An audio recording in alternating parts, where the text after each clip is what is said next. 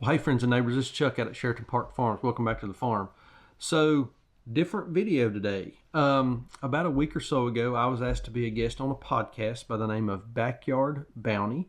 And the host over there, her name is Nicole. They talk about all things growing your own food, backyard gardening, beekeeping, keeping chickens, and then we talked pastured pigs the other day. So, we were able to record the video piece of the podcast. The actual podcast is going to be coming out on February the 8th, so check that out whenever that thing goes live. Again, the name of the podcast is The Backyard Bounty.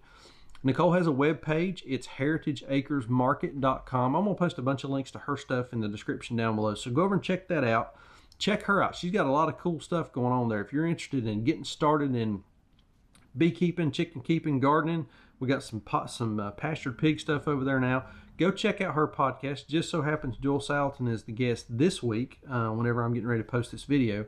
So kind of honored to be on the same podcast as he is. But Nicole, great lady, got some super stuff going on over there. A lot of good information. So without further ado, let's roll the video piece to the podcast. Hello, everybody. Thank you so much for joining me for another episode of Backyard Bounty.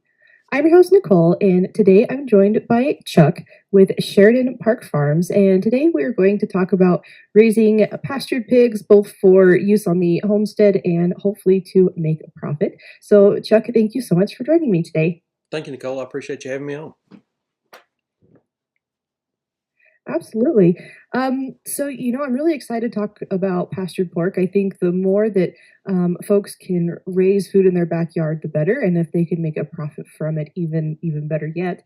So can you tell me a little bit more about your farm operation and how you got started with pork? Sure. Yeah. So we're just south of Greensboro, North Carolina, which is the third largest city in North Carolina.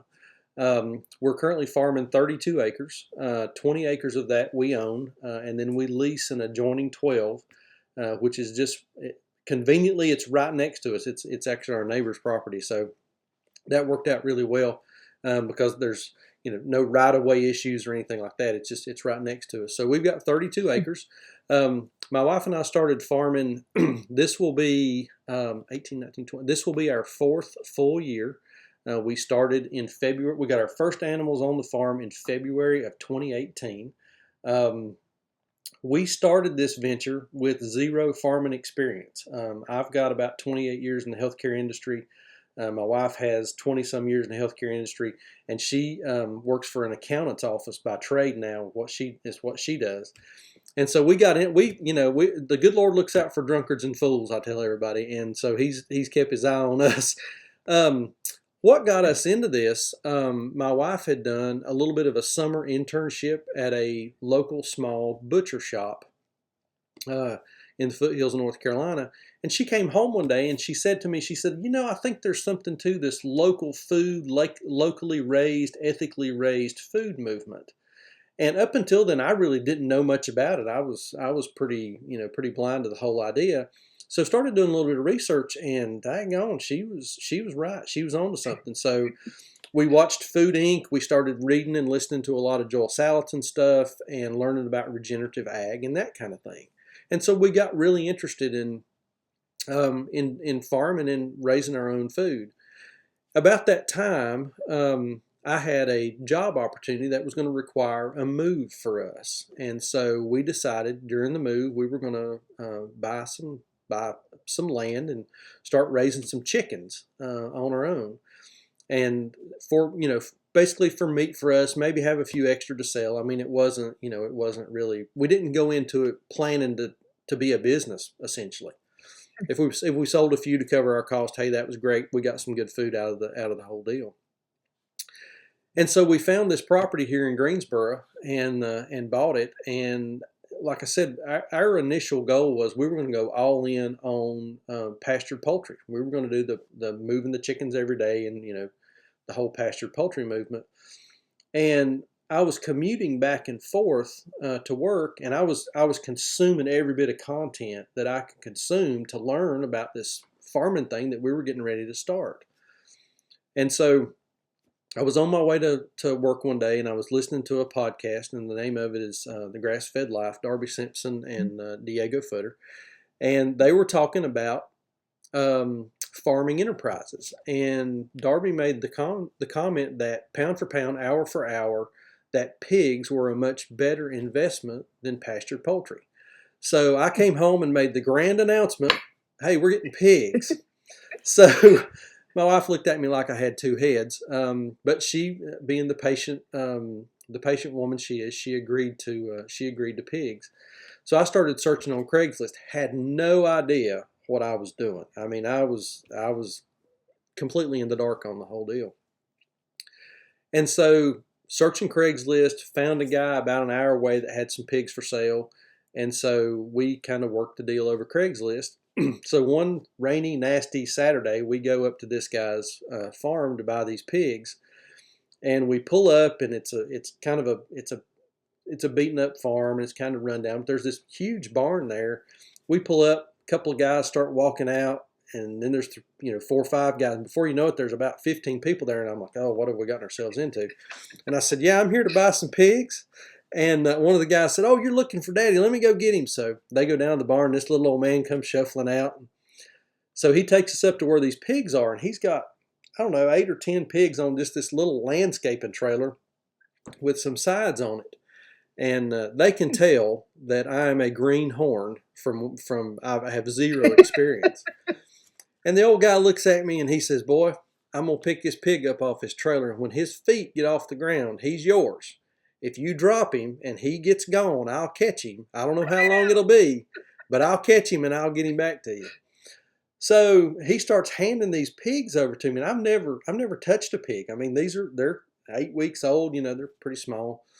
And you pick a pig up by its hind legs, and it's like a washing machine out of balance. That thing just shakes. I mean, they're just squealing and crying. I mean, it's unbelievable at the noise they make.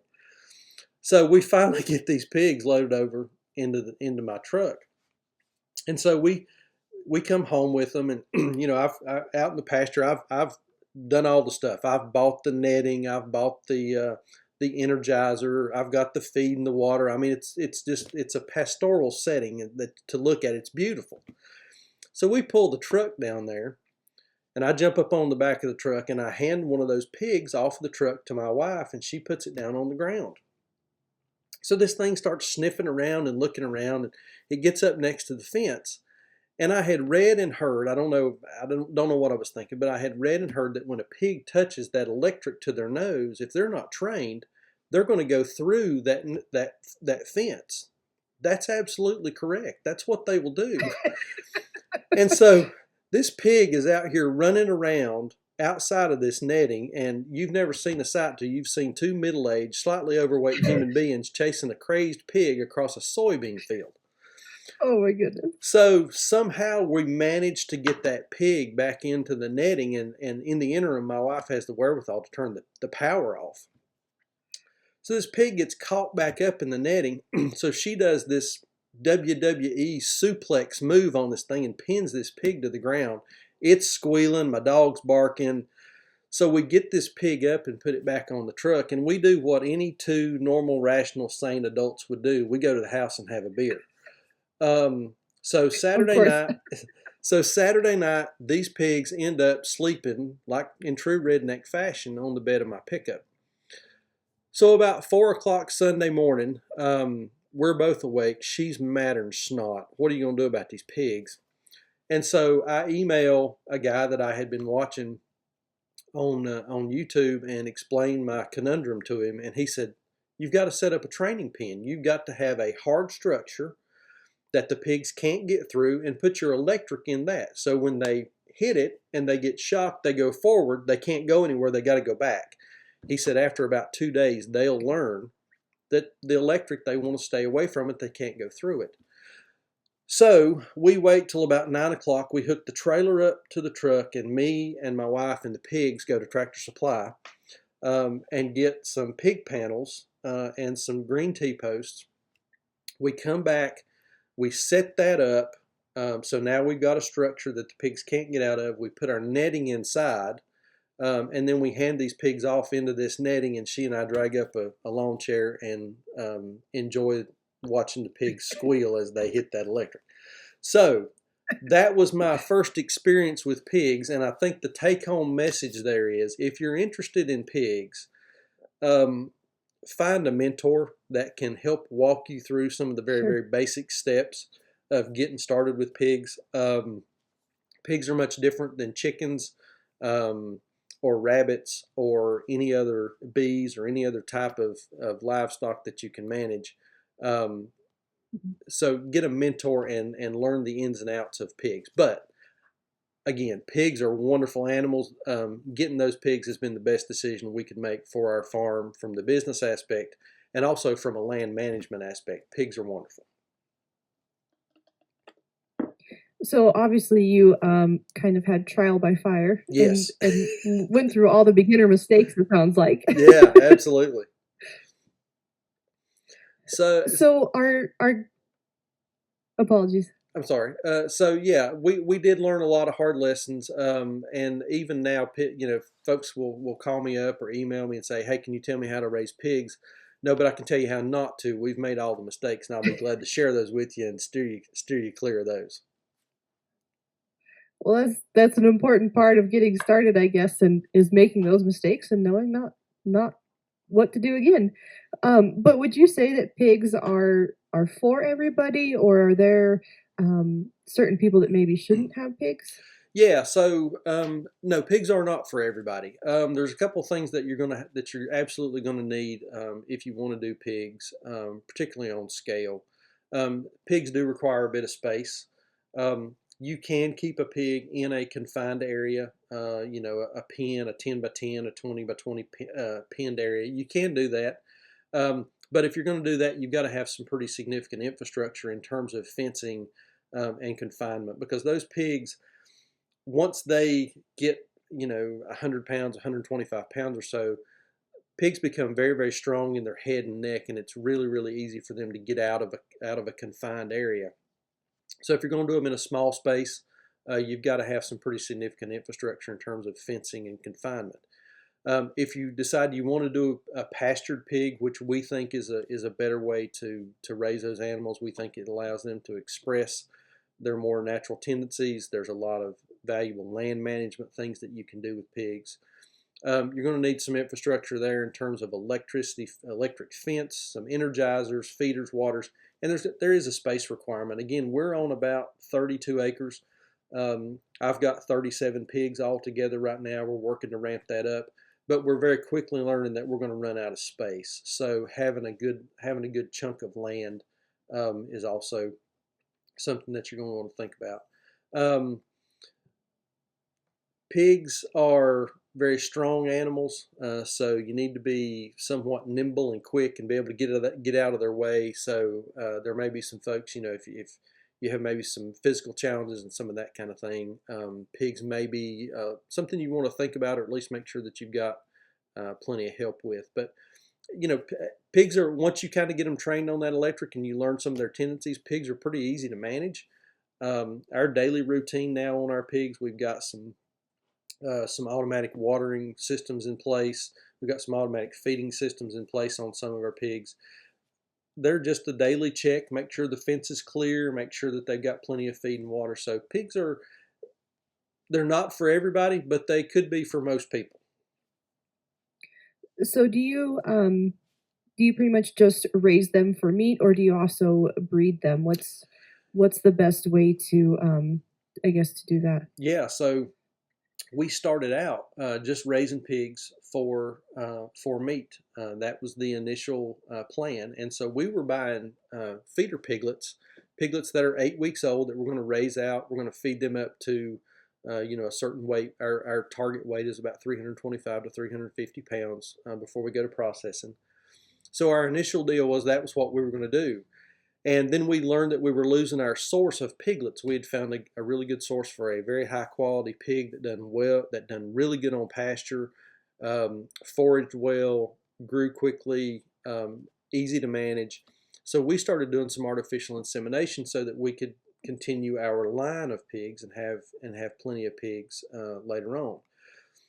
Then late last year, I attended the Pharaoh to Finish School, which is a school that's put on by Jordan Green and his wife Laura. They have a farm, J&L Green Farms, up in Edinburgh, Virginia.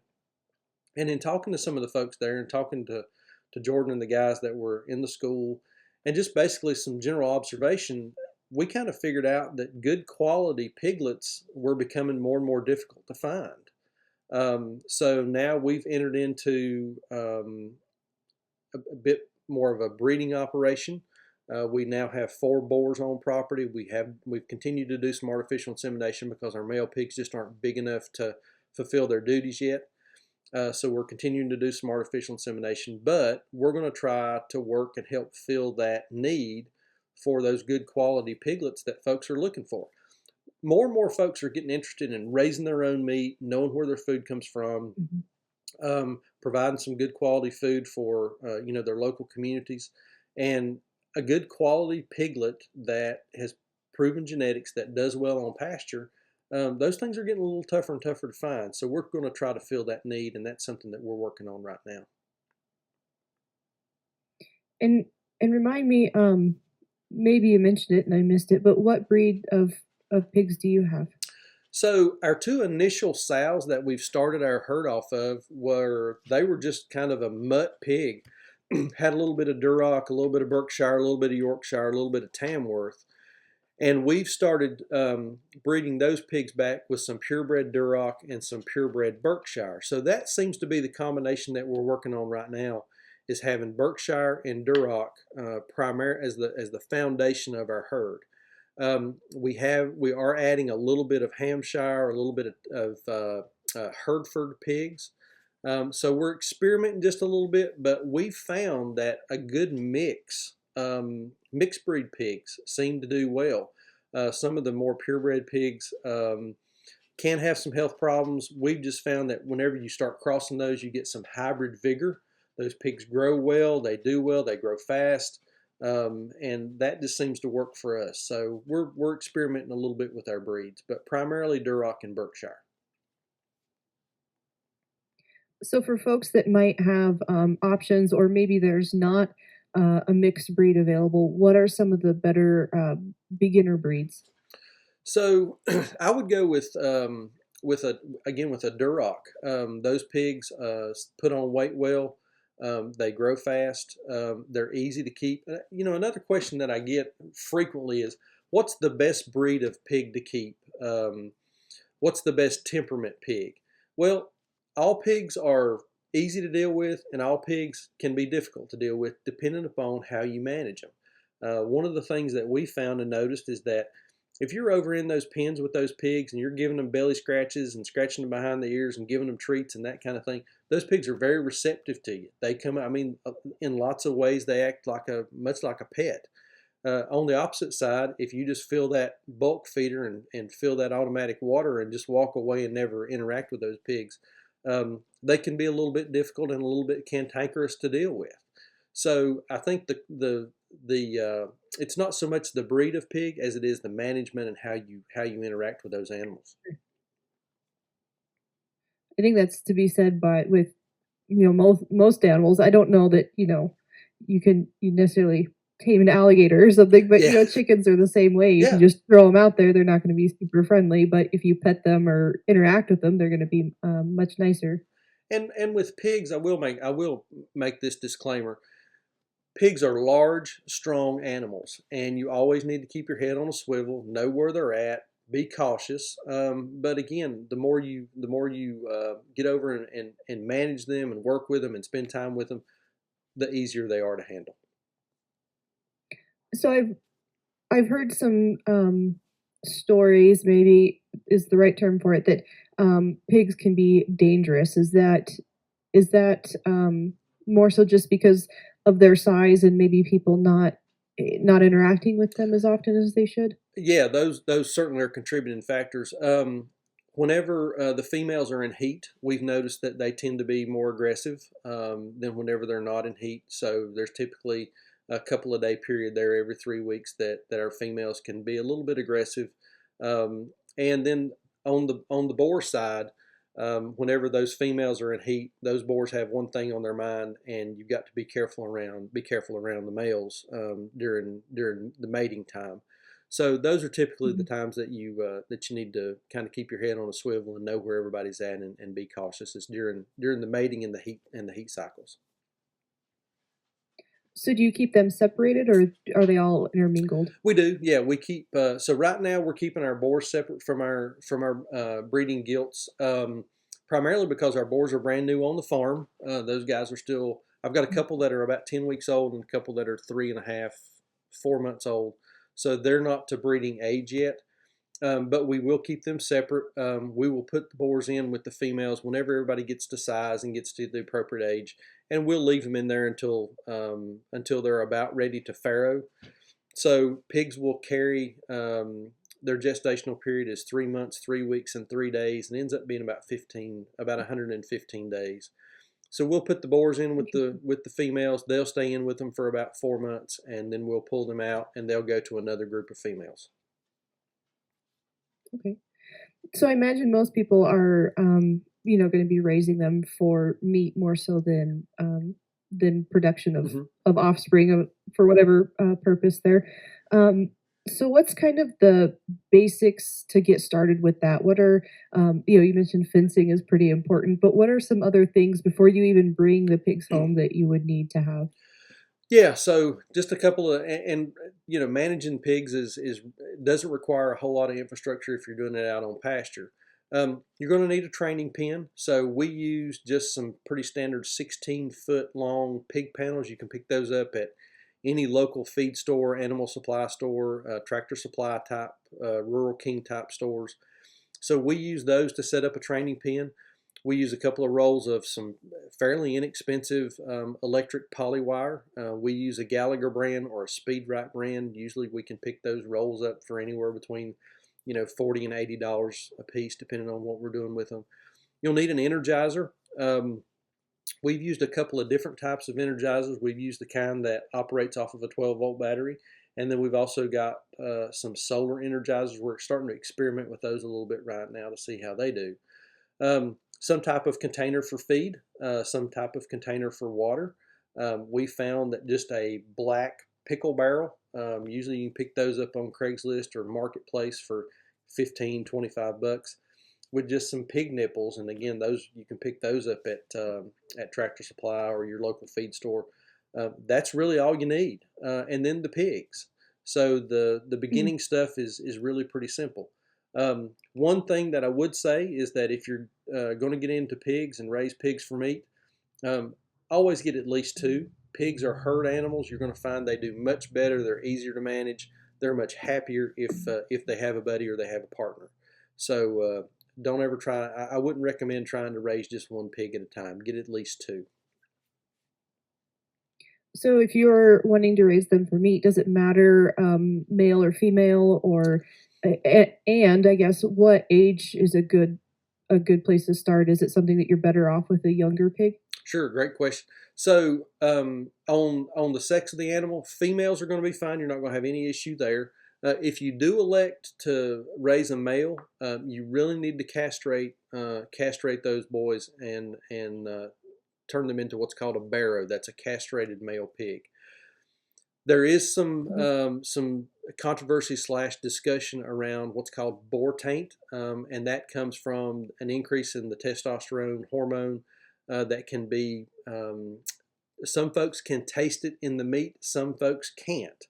Where we're raising animals on a production scale, and we're selling that meat to the public by the cut, for us, it just does not make sense to risk whether someone can or can't taste that boar taint. So we just go ahead and castrate. If you're gonna do Mm. males, go ahead and castrate them. That's best done whenever they're young. I would recommend starting with a young animal. Typically, piglets will get weaned off of the sow at about 8 weeks of age. That's a great place to start. Get those pigs as soon as they're weaned off of their moms, and go ahead and put them in your training pen and get them started early. They're going to learn that electric in about, they typically will learn it in a couple of days. We'll usually leave pigs in a training pen for a week or so just to make sure everybody's comfortable and they know the fencing really well before we turn them out on pasture. Sure. And then what kind of housing do they need? Just some sort of a basic structure or anything particular? So in the wintertime, we provide, and keep in mind, we're in central North Carolina. We don't have a lot of really bad, cold, frigid, deep freeze kinds of winters like folks in the northern part of the United States can get. We can get some nights where it'll get down into the teens, occasionally single digits, but during the day it warms back up. So we provide some three-sided structures for those pigs that are portable. We call them the ham house. I can pick those up with the forks on the tractor and move those around. Um, and the reason we provide those is just to keep those pigs in out of the wind. In the spring, summer, and fall, we don't provide a structure for those animals. We provide them with some, Yeah. with some junk hay. They will typically kind of make a nest. We do provide them, especially in the summertime. You've got to make sure you provide those animals with plenty of shade and some areas where they can build some wallows. Pigs don't have the ability to sweat to cool Mhm. themselves, so that's why pigs like to Okay. roll around in mud. It's cool. It provides a coating on their skin to keep insects, flies, mosquitoes, and that kind of thing off of them. So they need an area that's got an area that has some water for a wallow, plenty of shade, and then in the wintertime, something to keep them out of the wind. Again, we provide that little three-sided structure. Works great for them. Some of our adult pigs, we make sure they're in a wooded area, and we give them plenty of hay, and we may not even provide them with a structure. So pigs are very self-sufficient. Hmm. They don't need a lot of housing. No need for a whole lot of infrastructure related to the housing piece. Just make sure they've got some cover from some trees, a little bit of hay to nest up in, and they're going to be fine. So it sounds like the startup costs, as far as compared to at least some other animals, is pretty reasonable. Yeah, so you really could get started with pigs minus the pigs for you know $300 or less by the time you buy a Wow. couple of pig panels, a few T-posts. The Energizer is going to be the most expensive thing that you're going to have to buy. We typically would recommend someone get a 2 or 3 joule Energizer at minimum, because you do want to have a nice hot energized fence for those pigs, especially when they're young. You want them to learn that that fence is hot. They don't want any part of it. You want to keep them away from that fence. Mhm. So the Energizer is going to be the most expensive piece for you, and you can typically pick those up for about 250 bucks. Not very expensive at all. So yeah, the startup costs are not bad at all. Well, that definitely helps. Some animals are so expensive to get started on. And what about feed? You mentioned that they're on pasture, but um, I guess is it just a feed that you buy from the feed store, or what feed options or nutrients or anything like that do you give them? Yeah, so we buy our feed from a local milling company, which is about 15 minutes down the road here. They do a custom grind for us. It's about a 16% protein feed. If you've got some local feed mills in your area, they're going to be able to provide you with a good balanced swine feed. Um, the commercial feeds, the Purina, Southern States, Bartlett, all of those companies provide typically a good balanced nutrition feed for those pigs. We do provide our pigs with free choice ration. We could get our pigs to the 325, 350 mark without providing them with a whole lot of extra feed, but it would just take a lot longer. So we make sure that they've got plenty of feed available for them. But again, if you got a local mill close to you, those guys are going to have what you need. If you can't find that, typically your feed stores are going to have a good balanced swine ration that you can pick up for pretty reasonable price. Okay. And so I guess expanding on feeding, I guess, what's the average age of butcher? How long do we need to take care of these animals before we can process them? So typically you're going to take about 7 to 8 months. That's from birth to processing. 7 to 8 months to get a pig to a good butcher size. What we found with our animals, and in talking to a lot of other farmers, this seems to be sort of the sweet spot, is that 325 to 350 pound range on the pig whenever you go to processing. Anything smaller than that, The pigs seem to be pretty lean and don't have quite as much fat and marbling as what you would hope to see through some of the carcass. Anything much larger than that, and the fat tends to start retarding some of the muscle growth, and you don't get a good loin, you don't get good loin chops and that kind of thing. So for us, again, we found that 325 to 350 pound range to be kind of the sweet spot. And so if we're raising pigs for butcher, I in my mind, which I'm sure I'm wrong here, feeding a pig for 7 months to get to 350 pounds sounds expensive. But obviously, if you're able to profit from it, I'm mistaken there. So what I guess what is the profitability of pigs? Is it how many pigs would you need to be profitable? So that really is going to depend on the market that you're in. Um, Again, we're in Greensboro, North Carolina. We live right outside the third largest city in the state. We're within an hour and a half of about 4 million people. So we have a large market, and within that market, there is the full gamut of socioeconomic bents for folks. And we tend Mhm. to we target folks that are food conscious. They are interested in where their food comes from. They're interested in knowing their farmer. They're interested in clean food that's raised on pasture. And folks understand that that does take a little bit more money to purchase that high quality of product that we produce. So if you're interested in doing pigs as a production model or as an enterprise, I would recommend starting with three. That's going to give you one to put in your freezer and two to sell. And for those two that you sell, you'll be able to pay for your pig that you've put in your freezer. We're to the point now we can realize about a $700 to $1,000 profit per pig. Once we raise them up, Wow. that includes feed costs, butcher costs, the whole deal. We can realize somewhere between $700 and $1,000 per pig. We didn't start out Wow, there. that's great. Over time we've built Sure. a clientele, we've built a reputation, we've built folks understand that they're buying a high quality product from us, and so we can command a little bit higher price than other folks may be able to. Again, because we target the folks that are interested in quality meat, locally raised, know your farmer, and just higher end product. So, what are some of your main outlets? I saw on your website the farmers market.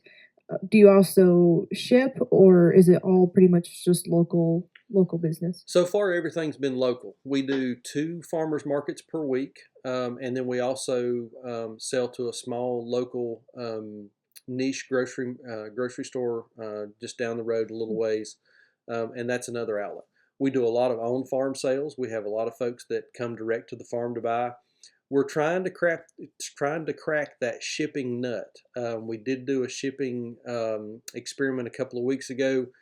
Didn't work out very well, but we learned some valuable lessons. So we're working on trying to get the shipping piece down and get that to where that's something that we can offer to customers, and we can get our product out to a little wider audience.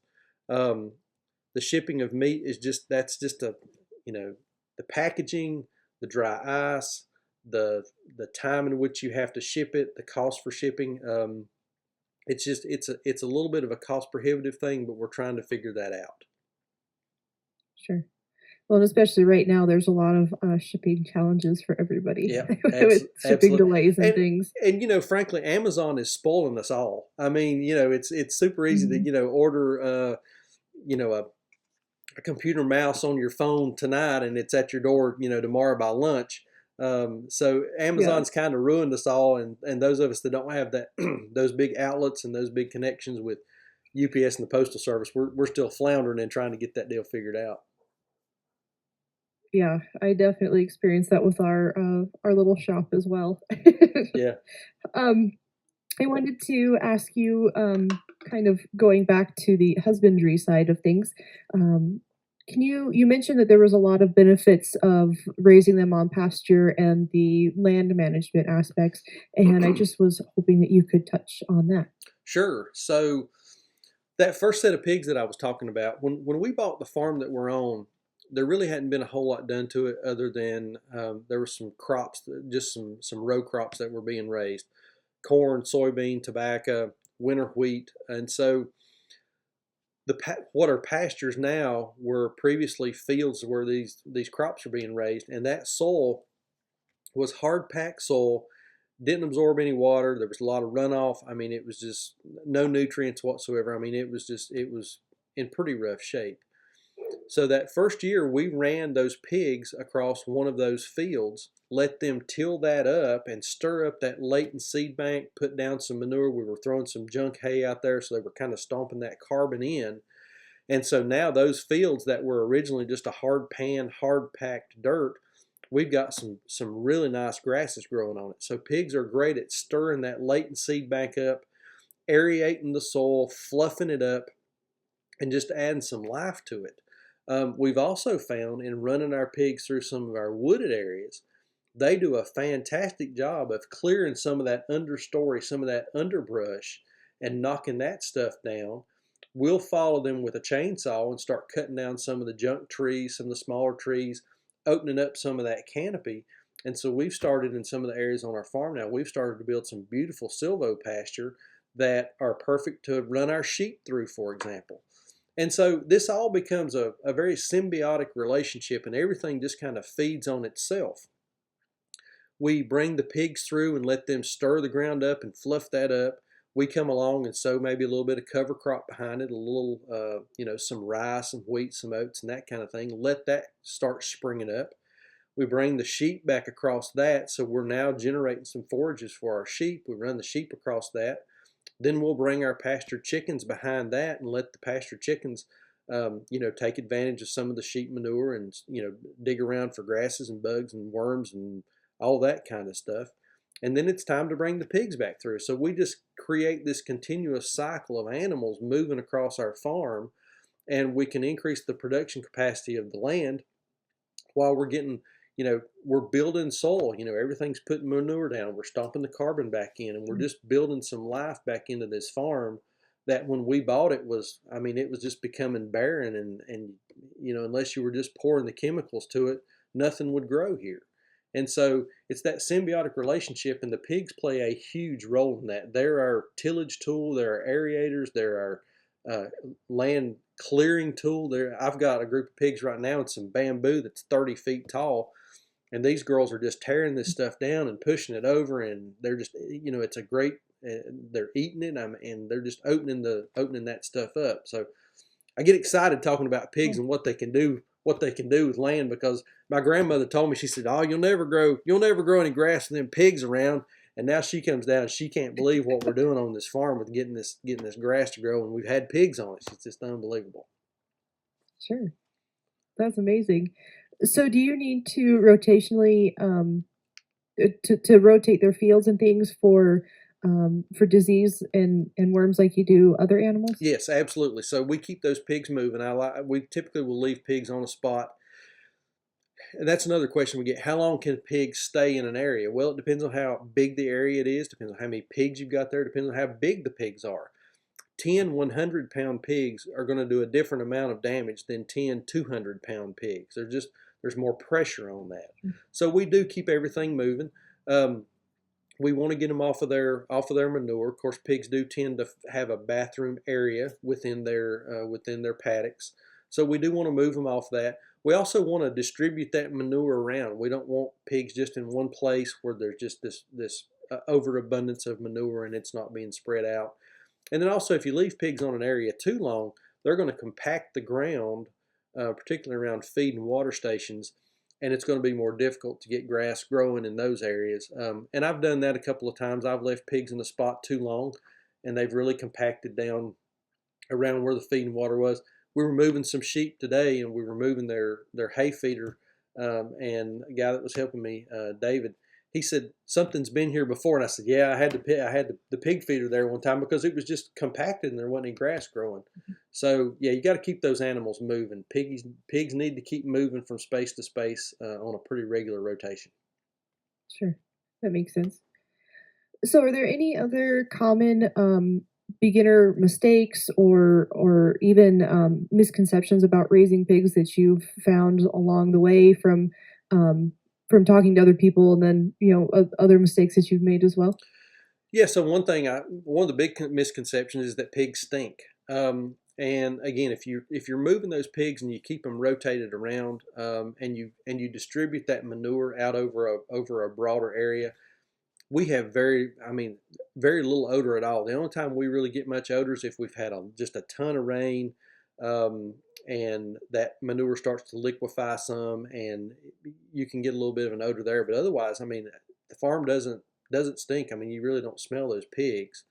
Um, Mistakes that we've made: not moving them frequently enough. We have had some pigs that we've left in an area for a little bit too long, we've had to go back and recover some of the damages that's been caused there. Um, Making sure that fence stays on. We have accidentally left the fence off, and they do get kind of curious, and they will push across it. And then also not making sure that the area around your fencing is clear. Pigs tend to berm. They push leaves and sticks and material around, and they will push that right up to the edge of that fence because that's as far as they can Oh, go. really? And over time, they'll push that up against that fence, and that fence will ground out, and you'll lose your energy on the fence. So, Sure. making sure fences stay clear, but otherwise, just good general management practices. Always make sure they got plenty of feed, they got plenty of water, and the fence is good. Those are the three key things to being successful with pigs. Wonderful.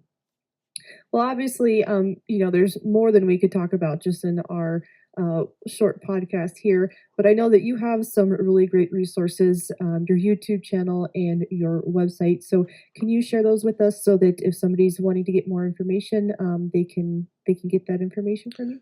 Yeah, so we've got a YouTube channel, and our YouTube channel, it's kind of interesting how that started. We started our YouTube channel. We wanted to just do some videos that we were going to post over on our web page to give our customers a little bit of an insight into who we are and how their food's being raised, and give them kind of a behind the scenes look.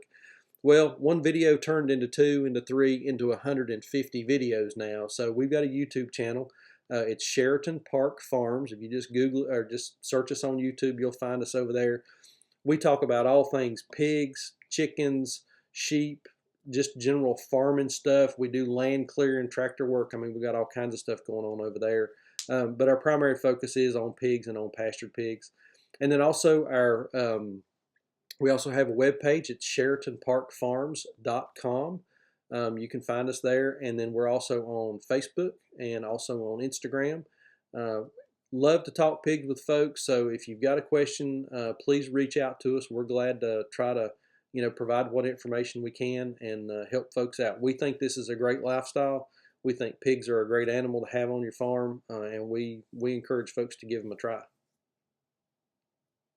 Wonderful. And of course, as always, we'll put the show notes, or I'm sorry, we'll put the links in the show notes that folks can find you easier there. And Chuck, thank you so much for joining me today. I really appreciate you sharing your time and your education with us. Nicole, thank you. It's been a pleasure.